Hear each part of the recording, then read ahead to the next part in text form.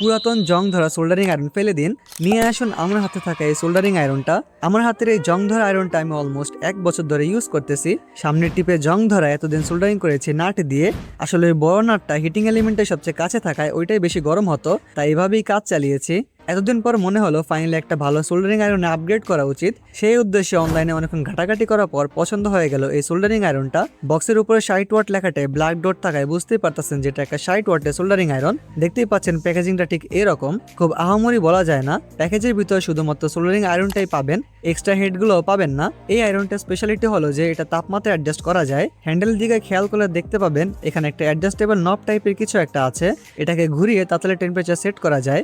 200 degree Celsius থেকে 450 degree Celsius অব্দি তাপমাত্রা কমানো অথবা বাড়ানো যায়। সোল্ডারিং আয়রনের সামনের বিটটা স্টেনলেস স্টিল অথবা অ্যালুমিনিয়াম দিয়ে তৈরি, তাই আশা করি জং ধরার সম্ভাবনা অনেক কম। দেখতেও বেশ সুন্দর লাগে এটা। অ্যাটলিস্ট আমার ওই জং ধরা ভাঙাই তাতালে নাট দিয়ে সোল্ডারিং করার থেকে ফার বেটার। এবার সোল্ডারিং আয়রনটির টেস্টিং এর পালা। এখানে সোল্ডার করার জন্য এই ওয়্যারগুলো ইউজ করব, যেগুলোকে অনেকে রাঙও বলেন আর কি। যাই হোক, এগুলো নবাবপুর থেকে কিনেছিলাম। 100 গ্রাম নিয়েছিল 220 টাকা। তার সাথে ব্যবহার করবো এই soldering paste. Smooth and clean soldering এর জন্য অবশ্যই সোল্ডারিং পেস্ট ব্যবহার করা উচিত।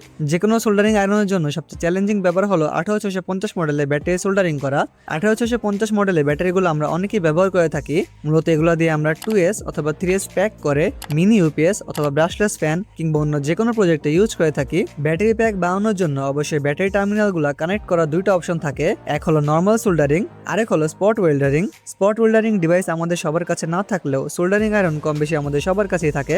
এখন এই তাতালটা দিয়ে ব্যাটারি কানেকশন করে দেখবো আদৌ ব্যাটারি প্যাক বানানো যাবে কিনা। ব্যাটারি টার্মিনালে তার ঝালাইয়ের জন্য সবার আগে তার দুইটাকে ছিলে তারপর সোল্ডারিং পেস্টে ডুবে নিব। এতে সোল্ডারিং ওয়্যার ভালো করে ধরবে। দেখুন 400 ডিগ্রিতে সেট করার পরে রাং ধরলে কিভাবে ইনস্ট্যান্টলি গলে যায়। ব্যাটারি টার্মিনালে সোল্ডার করার জন্য সবার আগে ব্যাটারির প্রান্তগুলো ধারালো কিছু দিয়ে ঘষে নেবেন। ঘষলে সারফেসটা টেক্সচার্ড হবে, এতে সোল্ডারিং গ্রিপ ভালো হবে। ঘষে নেওয়ার পরে এখন চাইলে একটু সোল্ডারিং পেস্টও দিয়ে দিতে পারেন। তার সোল্ডার করার আগে ব্যাটারি টার্মিনালে রাং গলিয়ে ঝালাই করে নিতে হবে। রাং ঠিক মতো শক্তভাবে বসে গেলে এখন তারগুলা সুন্দরভাবে ঝালাই করে নিব। দেখুন ঝালাই হয়ে গেছে। একটু টেনেও দেখি ছুটে আসে কিনা। না, বেশ শক্তভাবেই লেগেছে। এখন একইভাবে ব্যাটারি নেগেটিভও প্রথমে ঘষে নিব, তারপর একটু সোল্ডারিং পেস্ট লাগিয়ে নিব, তারপর রাং ঝালাই করে নিব এবং সবশেষে তার ঝালাই করে ফেলবো।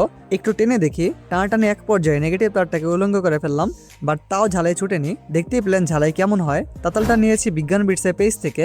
এই তাতাল সহ আরো বেশ কিছু ইলেকট্রনিক প্রোডাক্টস পেয়ে যাবেন তাদের পেজে। এই তাতালের দাম ও বাইং লিঙ্ক পাবেন ডেসক্রিপশনে। দেখা হবে অন্য একটা ভিডিওতে। টাটা।